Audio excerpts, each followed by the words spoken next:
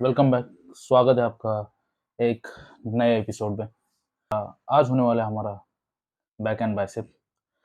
Back मेरे लिए हमेशा फेवरेट मसल ग्रुप रहा हुआ है, एज ये मसल ग्रुप मुझे हमेशा से अच्छे से फील हुआ है वाइल ट्रेनिंग, और इसमें मैं काफ़ी प्रॉपरली प्रोग्रेस कर पाया हूँ over the years. So yes, और चैलेंजिंग चीज़ें ये भी होती है बैक डे में कि हम हेवी लोड उठा सकते हैं। मेनली अगर मैं सिर्फ डेडलिफ्ट की बात करूँ तो एज आपने देखा ही होगा कि मैं कोई डेडलिफ्ट एक्सरसाइज तो नहीं करता। इंटरेस्टिंग पार्ट रहा हुआ है वो मेरे फिटनेस जर्नी का। शुरुआत में मैं करता था, I use to start with deadlift, but जैसे जैसे मैंने अपना स्प्लिट चेंज किया, टाइम कंस्ट्रेंट आने लगे एंड ऑल, वैसे वैसे मैंने डेडलिफ्ट को थोड़ा थोड़ा कम करते गया, और इसलिए मैंने डेडलिफ्ट छोड़ी हुई है। बट ओकेजनली कभी कभी कर लेता हूँ। हाँ, बट इतना हेवी नहीं जा पाता एज मैं रेगुलर नहीं हूँ इन परफॉर्मिंग द डेडलिफ्ट।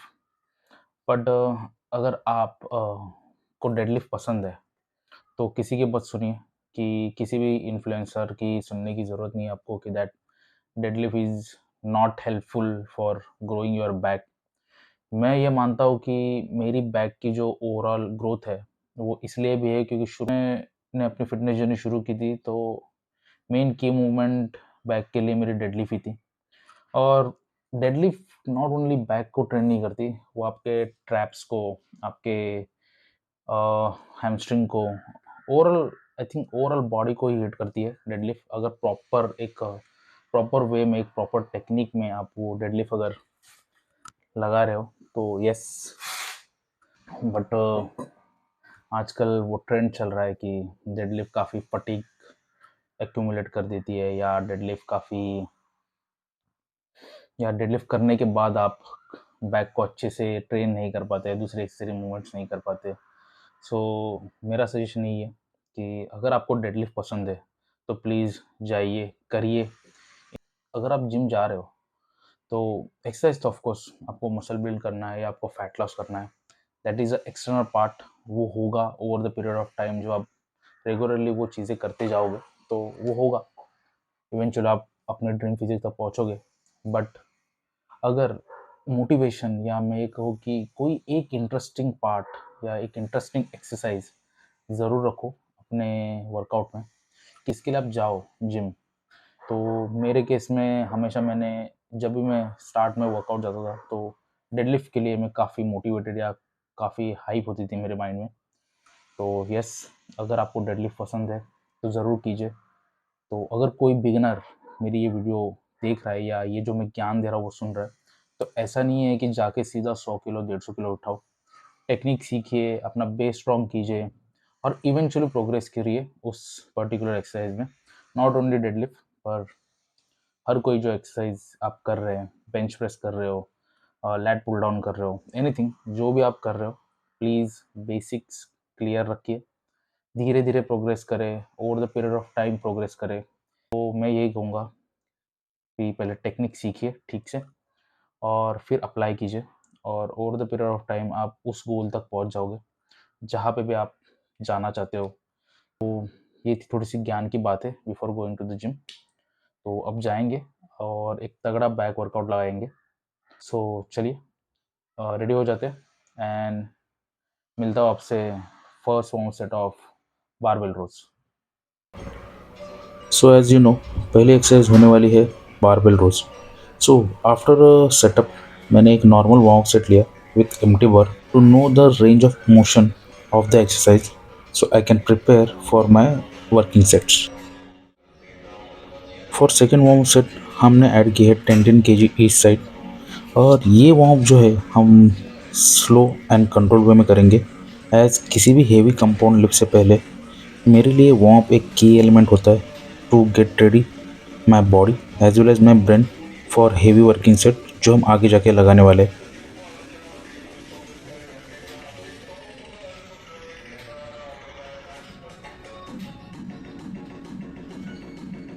सो ये होने वाला है हमारा फर्स्ट वर्किंग सेट, जो कि हम ले रहे हैं विथ 60 kg।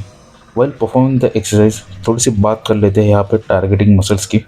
सो रोज़ एक काफ़ी इफेक्टिव एक्सरसाइज है जो डायरेक्टली टारगेट करती है आपके अपर बैक को और मिड बैक को। अगर पर्टिकुलरली मसल्स का नाम लूँ तो वो होंगे लैट्स, रोम्बॉइड्स और अपर ट्रैप्स एंड रेयर डिल्स, जिसको ये डायरेक्टली टारगेट करेगी। ये होने वाला है हमारा सेकेंड वर्किंग सेट, और मैंने इस वर्किंग सेट में वेट थोड़ा सा इंक्रीज़ कर लिया है। एज़ मैं अपने हर वर्कआउट में ग्रेजुअली वेट इंक्रीज़ करता हूँ, mainly in compound exercises which help me to keep constant tension on targeting muscle, and I can feel in my desirable rep range also.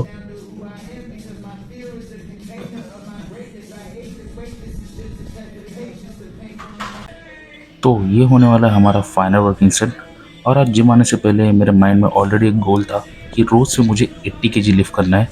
As last back day पे हमको 5 reps मिले थे with the same wait, तो आज हम उसको beat करने की कोशिश करेंगे। And if you beat that will consider this as a progress and PR as well. और नेक्स्ट सेशन के लिए हम और स्ट्रॉन्गर आएंगे एंड सेम वेट के साथ इस रिकॉर्ड को बीट करने की कोशिश करेंगे। तो हम जम कर रहे हैं हमारे second exercise of the day, जो कि होने वाली है लैट पुल डाउन। एज पहली जो मूवमेंट थी वो हॉरिजॉन्टल थी, तो सेकंड हमने यहाँ पे वर्टिकल लिए हुए। और लैट एक एक्सेसरी मूवमेंट है, तो यहाँ पे हम हेवी वेट पे नहीं तो ज़्यादा से ज़्यादा रेप रेंज के लिए जाएंगे। और कोशिश करूँगा कि हर रेप जो है वो स्लो और कंट्रोल फॉर्म में हो, और जो पूरा टेंशन है वो मेरे लैट्स पे है।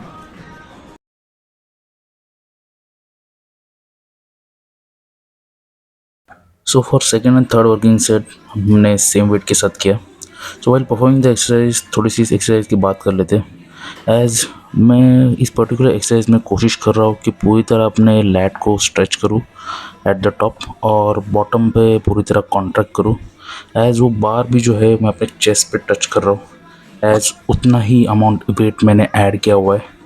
एज इस पर्टिकुलर एक्सरसाइज में कॉन्ट्रैक्शन अचीव करना काफ़ी डिफ़िकल्ट हो जाता है अगर आपने ज़्यादा वेट ऐड कर लिया। स्ट्रेच तो आपको मिल जाएगा, पर कॉन्ट्रैक्शन के लिए उतना ही वेट लो जितना आप पर्टिकुलर हैंडल कर पाओ।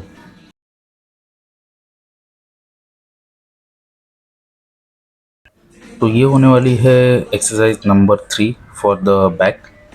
एज ये मूवमेंट मेनली मैं परफॉर्म करता हूँ on chest supported machine, but as वो मशीन थोड़ी बिजी है तो हमने यहाँ पे जुगाड़ कर लिया है और हम पुली पे परफॉर्म कर रहे हैं ये पर्टिकुलर एक्सरसाइज। एज़ ज़्यादा डिफरेंस नहीं है, मेनली जो चेस्ट सपोर्टेड होती है उसमें आपको एक स्टेबिलिटी मिल जाती है, बट यहाँ पे स्टेबिलिटी के मैंने प्लेट्स रखे हुए हैं सामने, और वही स्लो एंड कंट्रोल परफॉर्म कर रहा हूँ। पूरी तरह स्ट्रेच कर रहा हूँ अपने बैक को और पूरी तरह कॉन्ट्रैक्ट कर रहा हूँ, सो दैट ज़्यादा से ज़्यादा टेंशन मेरे बैक पे रहे। सो ये वेरिएशन नहीं है, अगर मैं सीटेड पे भी करता तो सेम मसल ग्रुप ही टारगेट होता। एज़ मेरे बैक को नहीं पता है कि मैं कौन से टाइप की रोइंग कर रहा हूँ। मेरा यहाँ पे मेन जो इंटेंशन है वही है कि मेरे जो टारगेट मसल है वो प्रॉपरली हिट हो जाए। एज़ अगर मैं वो सीटेड पे भी करता या मैं यहाँ पे भी कर रहा हूँ तो मेरी बैक उतनी ही ग्रो होगी या उतनी ही हिट होगी जितनी मैं अगर सीटेड पे करता। So there is no difference between the both the exercise.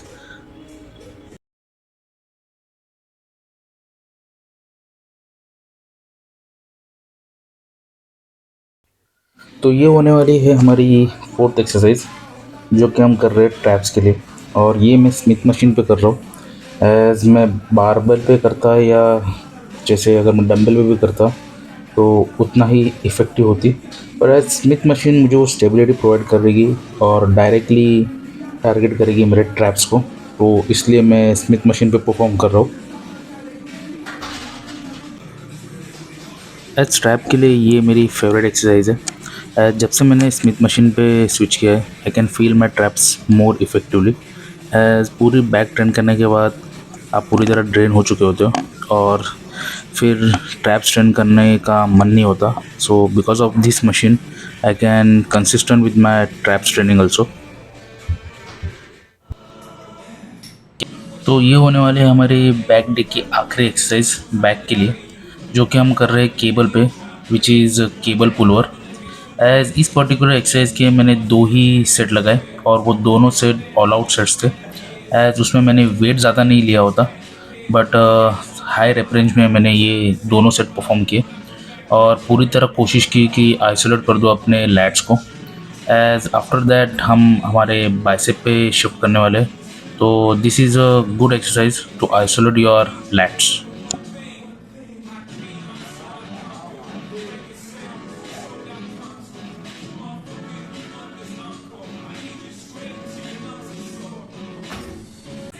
तो हमने स्टार्ट कर दिया अपना बाइसेप वर्कआउट। एज बाइसेप के लिए मैं ज़्यादा कॉम्प्लिकेटेड नहीं करता, कोई भी एक favourite curl particular back day पे चूज़ कर लेता हूँ और उसी के 2 से 3 सेट परफॉर्म करता हूँ। और मोस्टली मेरा फेवरेट कर्ल डंबल कर्ल ही रहा हुआ है, एज इस पे मैं प्रॉपरली प्रोग्रेस कर पाता हूँ।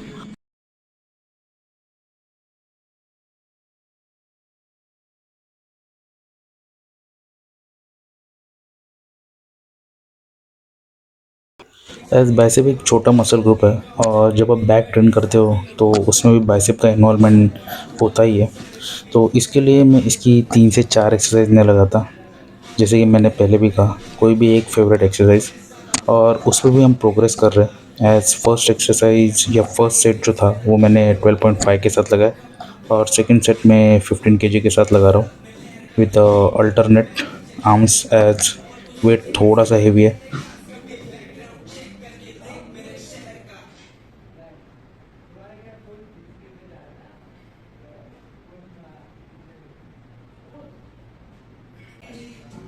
सो 2 से 3 सेट होने के बाद जो आखिरी एक्सरसाइज हमने की वो है hammer curl.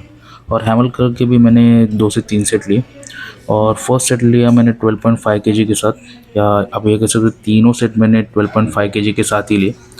As hammer curl मेरे फोरआर्म को भी टारगेट करता है, so rather choosing a different exercise for forearm, मैंने हैमर कर्ल चूज़ किया है यहाँ पे।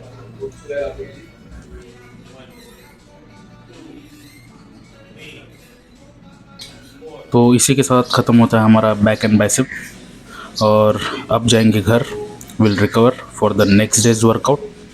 अगर वीडियो यहाँ तक आपने देखी है तो एक लाइक कर देना, सब्सक्राइब नहीं किया तो वो कर देना और शेयर करना किसी एक फ्रेंड के साथ अगर वीडियो यूज़फुल लगी हो। मैं मिलूँगा आपसे जल्दी नेक्स्ट वीडियो में। टिल देन गुड बाय, शुक्रिया।